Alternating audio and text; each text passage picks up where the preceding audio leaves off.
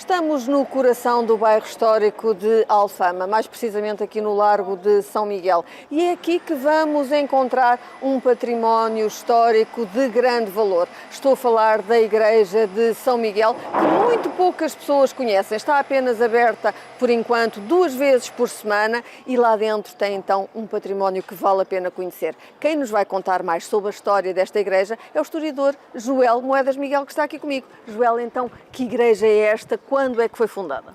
Esta é uma das igrejas mais bonitas de Lisboa, uma igreja que resiste ao terremoto de 1755 e por isso guarda aspectos decorativos que são, podemos dizer, raros de encontrar na cidade de Lisboa, à exceção de outras igrejas que nós podemos dizer com os mesmos aspectos, a Igreja dos Cardais, a Igreja da Madre de Deus, mas que de facto neste conjunto e neste contexto se torna única.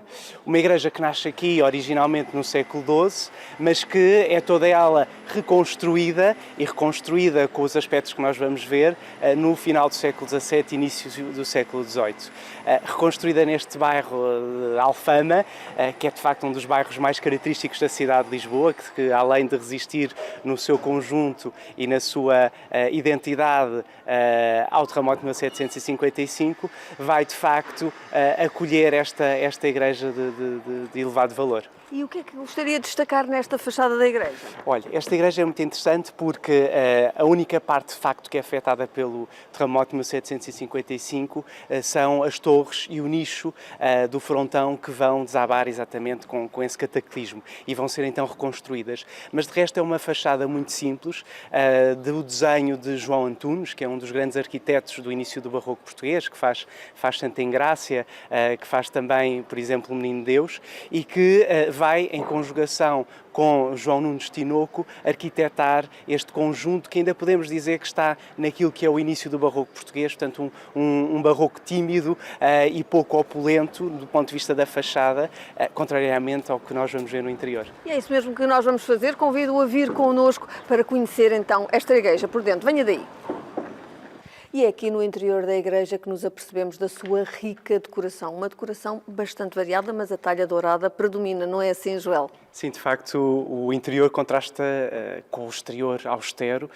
De facto, aqui temos uma decoração profusa, uma decoração de conjugação de talha dourada com pintura, a maior parte dela atribuída a Bento Coelho da Silveira, um dos grandes pintores do final do século XVII e início do século XVIII, pintor régio de Dom Pedro II, que de facto vai criar aqui como uma caixa, uma caixa dourada, onde as suas pinturas vão ser exatamente também um dos elementos mais importantes, com esta conjugação da arquitetura feita por João Nunes Tinoco. Depois existem outros pintores, de facto, também que intervêm, António Pereira Rovasco, que é também um pintor conhecido pela azulejaria e, portanto, temos, no fundo, os melhores pintores desta época, os melhores arquitetos, João Nunes Tinoco, João Antunes. Estamos a falar de arquitetos e pintores que trabalhavam para a Casa Real e que, de facto, foram contratados pela Irmandade do Santíssimo Sacramento aqui de São Miguel para fazer estes trabalhos, tendo em conta que esta igreja pertencia exatamente à proteção da coroa ao padroado real e, portanto, esta relação muito íntima entre os melhores artistas da época com a construção e com a sua decoração. O repórter de imagem Pedro Mateus tem estado então aqui a mostrar o que é esta decoração rica em talha dourada com vários altares consagrados a vários santos. Sim, temos aqui uma profusão de santos, de facto, de proteção da cidade de Lisboa, várias imagens de Nossa Senhora, temos aqui exatamente o altar de Nossa Senhora das Dores com Jesus crucificado. Temos também um altar muito interessante que é o altar de São Sebastião, que é uma das grandes devoções da cidade de Lisboa antiga, podemos dizer, depois desapareceu um pouco, mas São Sebastião que se tornou padroeiro secundário de Lisboa, a seguir a São Vicente, exatamente como protetor contra as pestes e contra as doenças, mas sobretudo temos um espaço muito àquilo que é o gosto do barroco português e que, no fundo, vai fazer com que toda esta estrutura, que no fundo é uma estrutura simples, seja ricamente decorada. Este púlpito que está aqui mesmo por cima das nossas cabeças chegou a ser usado para as missas? Sim, exatamente. O púlpito era o lugar da pregação e, portanto, existia e é recorrente a existência do púlpito, sobretudo nas igrejas reformadas, ou seja, nós estamos a falar de uma igreja que se inscreve plenamente naquilo que são as igrejas ou a tipologia da igreja da Contra-Reforma, ou seja, depois do Concílio de Trento, em que a igreja deixa de ter este lado somente sacro e passa a ser um espaço de catequese. E não podemos deixar de fazer referência a todo este teto, que todo ele muito ricamente decorado. Sim, este teto é muito interessante, é um teto de Miguel dos Santos, um teto em caixotão, em madeira pintada com estes brutescos, e de facto é esta estrutura também, e isto é o segredo, podemos dizer, da Igreja se ter salvo ao terremoto de 1755, porque de facto não temos uma estrutura de pedra, uma estrutura pesada que fizesse com que a Igreja ruísse no cataclismo, e portanto temos uma estrutura leve que permitiu exatamente que a Igreja se salvasse nesta circunstância. Ora, são assim estes elementos decorativos que atraem cada vez mais turistas a esta igreja, que por enquanto está apenas aberta ao público 2 vezes por semana. Não vamos desvendar já todo este património. Na nossa próxima intervenção vamos conhecer a riqueza que envolve a Capela Mor.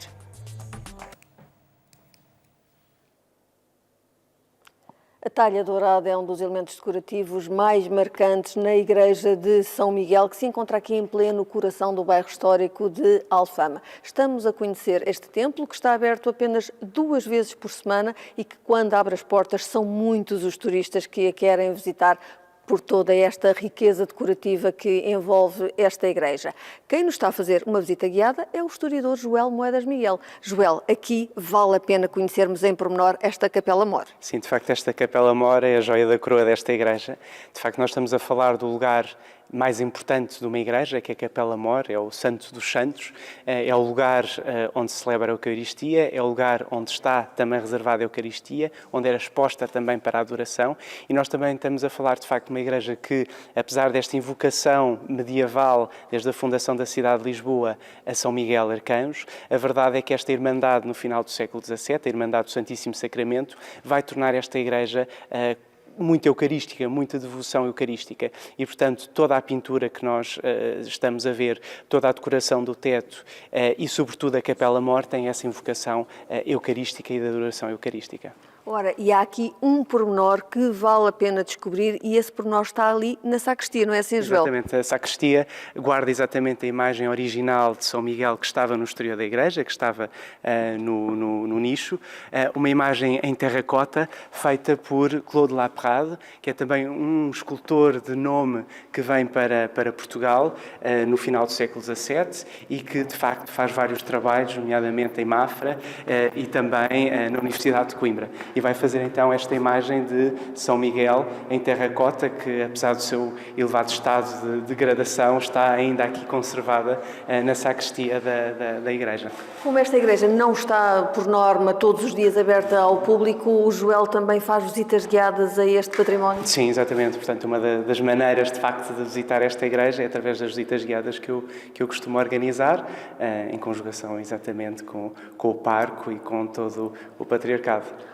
E aqui na sacristia temos acesso a um local privilegiado a que os visitantes não podem aceder, que é o trono eucarístico. É isso mesmo que o Joel nos vai mostrar. Venha daí.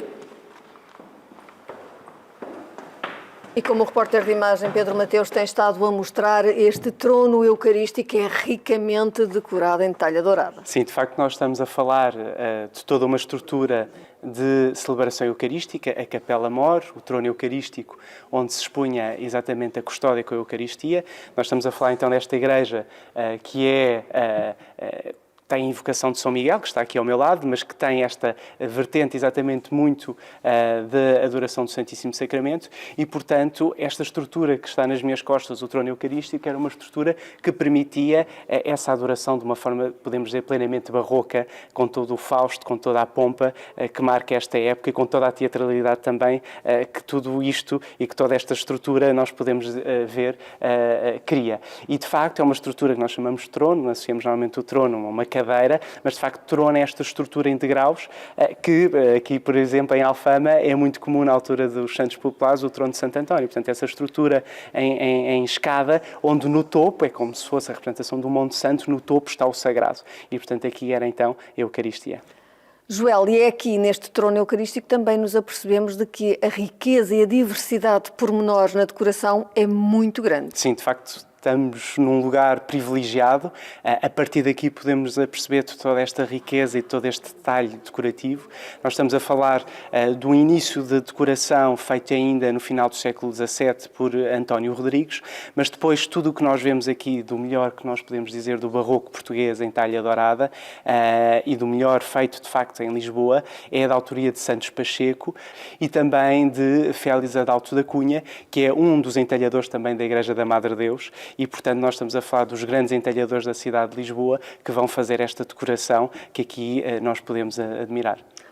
E aqui no coro alto da Igreja de São Miguel, vamos ao encontro do Sr. Cônego Ricardo Ferreira, a quem pergunto, estando a Igreja neste local tão turístico, sentem também que tem cada vez maior procura por parte dos portugueses e dos estrangeiros para conhecerem o interior da Igreja? Sim, têm sido solicitadas várias visitas guiadas à Igreja e, de facto, nós temos dado essa resposta. É pontual, porque a Igreja nem sempre está aberta, porque não temos neste momento condições para que isso aconteça, mas é uma preocupação nossa, sim. E essas visitas são guiadas?